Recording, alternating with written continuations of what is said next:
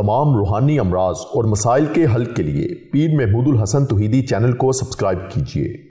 बिस्मिल्लाहिर्रहमानिर्रहीम।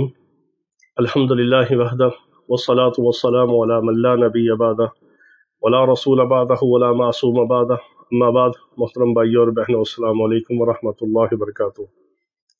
ज़ुल्हज के मुबारक महीने के अंदर अगर आप एक अमल कर लें तो इंशाअल्लाह अज़ीज़ अल्लाह रब्बुल इज़्ज़त आपकी औलादों को, आपकी नस्लों को और आने वाली 7 नस्लों को अल्लाह रब्बुल इज़्ज़त नेक, सालेह, फरमाबरदार और खुशबख्त बना देंगे। ये बहुत मुबारक और बहुत मुजरब अमल है, क्योंकि हमारा ज़िंदगी का यही मिशन है कि अल्लाह रब्बुल इज़्ज़त हमें अपने बंदों की हदायत और शिफा का ज़रिया बना दे। इसमें आज़म की दुआ में शामिल होने के लिए आप अपना नाम और मसला कमेंट्स में लिख दिया करें, और हमारे तमाम आमाल की सब भाइयों को, बहनों को आम इजाज़त है, और ख़ास इजाज़त के लिए आप अपना नाम और अपना इलाका लिख दिया करें। मैं ख़ुद कमेंट्स को पढ़ता हूँ और उनकी रूहानी तौर पे इजाज़त दे देते हैं। और इलाज मुआलजे के हवाले से जो हमारे भाई और बहनें रब्ता करते हैं अंदरून और बैरून से या इलाज के लिए आते हैं, उनसे खुसूसी गुजारिश है कि सिर्फ व्हाट्सएप पर वॉइस मैसेज छोड़कर अपनी बारी का इंतज़ार किया करें, बार बार कॉल्स ना किया करें, अपना और हमारे वक्त का ख्याल किया करें। तो जब भी मैं फारिग होता हूँ उसको जवाब दे देते हैं हम।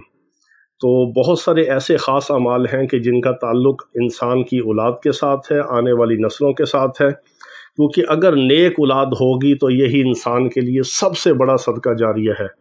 अगर खुदा न खास्ता औलाद बुरी निकल आई, नाफरमान निकल आई, बदकार निकल आई, अल्लाह रसूल की नाफरमान बन गई और दीन दुनिया से गई, और वही औलाद जो है वो दुनिया के अंदर भी ज़िल्लत और रसवाई का बाइस बनती है और आखिरत में भी वबाल और अजाब का बाइस बनती है। और क़यामत के दिन भी यही औलाद हमें खुदा न खास्ता पकड़वा देगी, हमारा गिरबान पकड़ लेगी। तो अल्लाह ताला सबको नेक और सालिया औलाद अता फ़रमाए, और जिनकी औलादें हैं अल्लाह ताला उनको नेक और सालिया, मुत्तकी, परहेज़गार, अल्लाह रसूल का और वालिदैन का फरमाबरदार बनाए। तो ये बहुत मुबारक अमल है। आप जानते हैं कि हज़रत इस्माईल अलैहिस्सलाम 7 साल के बच्चे थे, और उनकी तरबियत किसने की? औलाद की जो बच्चे की तरबियत है और उसकी पहली जो दरसगाह है वो माँ की गोद है।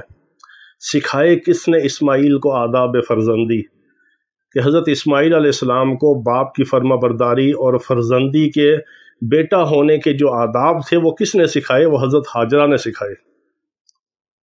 जब माँ ऐसी फर्माबरदार, नेक, सालिया और पाक दामन होती है और फर्माबरदार होती है, शोहर की फर्माबरदार होती है, कि शोहर जिसको जंगल बेआबान के अंदर छोड़ आए, बिवादिन गैरि ज़ी ज़रिन इंद बैतिकल मुहर्रम, अल्लाह ने कुरान में ज़िक्र फरमाया कि ऐसी वादी जिसमें ना कोई पानी था, ना कोई आब था, ना आबो गया था, ना वहाँ कोई फसल, ना अनाज, ना गल्ला, ना मेवे, ना फल, ना दरख्त, ना पानी, यानी ना दुनिया की चीज़ें, ना खाने की चीज़ें, ना रहने की चीज़ें।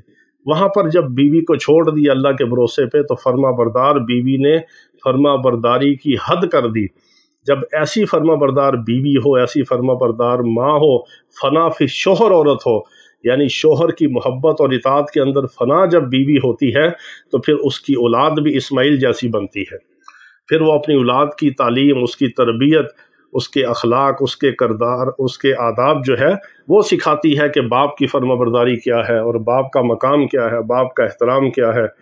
फिर वो बच्चा है कि जो छुरी के आगे लेट के भी कहता है, या अबतिफ़ अल्मा तुअमर सतजिदुनी इंशाअल्लाहु मिनस साबिरीन, ए वालिद मोहतरम, आप कर गुजरिए अल्लाह ने जो आपको हुक्म दिया है, इंशाअल्लाह आप मुझे सब्र करने वालों में से पाएंगे। कि मैं ऐसा नहीं हूँ, बेसब्रा नहीं हूँ कि आप मेरे गले पे छुरी चलाएं और मैं उठ के भाग जाऊँ ना, आप कर गुजरिए जो अल्लाह ने आपको हुक्म दिया है। हज़रत इब्राहीम अलैहिस्सलाम ने बेटे को पूछा, 7 साल के बेटे को, बेटा मैंने ख्वाब में देखा कि मैं तुझे ज़िबा कर रहा हूँ और अल्लाह का हुक्म है, बता तेरी क्या चाहत और मंशा है। और बेटा आगे से क्या कहता है? हमारे जैसा कोई बेटा होता तो उठ के भाग जाता, कहता मेरा बाप मुझे ज़िबा करने लगा है, इसको क्या हो गया। देखें वो बाप की मोहब्बत और शफ़क़त, बढ़ापे में अल्लाह ने बच्चा दिया, फिर ऐसी अल्लाह ने आजमाइश डाली कि कहा अपनी सबसे महबूब चीज़ को मेरे नाम पे कुर्बान करो।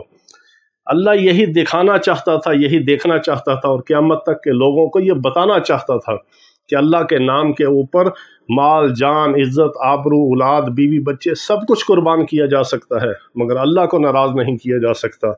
और वही अल्लाह के मुकर्रब बंदे होते हैं जो अल्लाह के नाम के ऊपर और अल्लाह के हुक्म के ऊपर अपनी दुनिया, आखिरत, हर चीज़ जो कुर्बान कर देते हैं। پھر اللہ تعالیٰ انہی کو نوازتا ہے، اور اللہ نے قیامت تک کے لیے سنت ابراہیمی کو زندہ کر دیا، اور اسماعیل علیہ السلام کو ذبیح اللہ کا لقب دے دیا، اور جنت سے مینڈا بلا کے اللہ نے نیچے بھیج کے اس کے اوپر چھری چلوا دی، اور اسماعیل کو بچا کے دکھا دیا چھری کے نیچے سے۔ چھری کے اندر کاٹنے کی صفت بھی میرے رب نے رکھی ہے، اس کی صفت کو بھی میرے رب نے سلب کیا، اور ابراہیم علیہ السلام نے اپنا کام پورا کر دکھایا، اور اللہ نے بچا کے دکھا دیا۔ آزمائش میں پورے اترے، باپ بیٹا دونوں کامیاب ہو گئے۔ اتنی بڑی آزمائش، اتنی بڑی قربانی، اتنی بڑی فرما برداری، اتنی بڑی اطاعت کہ جو دنیا اس کی مثال پیش کرنے سے قاصر ہے۔ تو یہ اسماعیل کو آداب فرزندی ماں نے سکھائے۔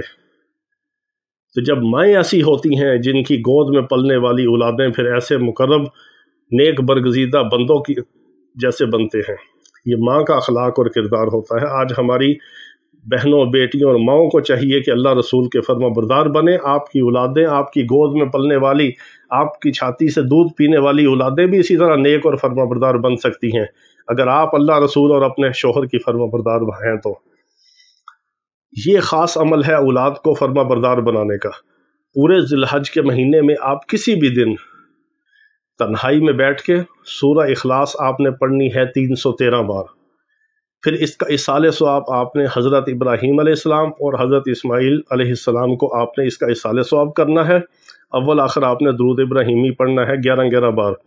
اصالِ ثواب کرنے کے بعد آپ نے اس عمل کی برکت سے اللہ سے دعا کرنی ہے سورہ اخلاص کے وسیلے سے کہ یا اللہ، جس طرح تو نے حضرت اسماعیل علیہ السلام کو والدین کا فرما بردار، آنکھوں کی ٹھنڈک اور صدقہ جاریہ بنایا اور نبی اور رسول بنایا، اور پھر ایسی پاک نسل چلائی کہ ان کی نسل اور اولاد میں سے آخری نبی حضور خاتم النبیین حضرت محمد مصطفیٰ صلی اللہ تعالیٰ علیہ وسلم کو پیدا فرمایا، تو یا اللہ ہماری اولادوں کو، ہماری نسلوں کو ایسے نیک صالح بنا، ایسی فرما بردار بنا کہ جو ان کے نقش قدم پر چلنے والے ہوں، ان کی برکت سے ہماری اولادوں کو ہماری آنکھوں کی ٹھنڈک بنا۔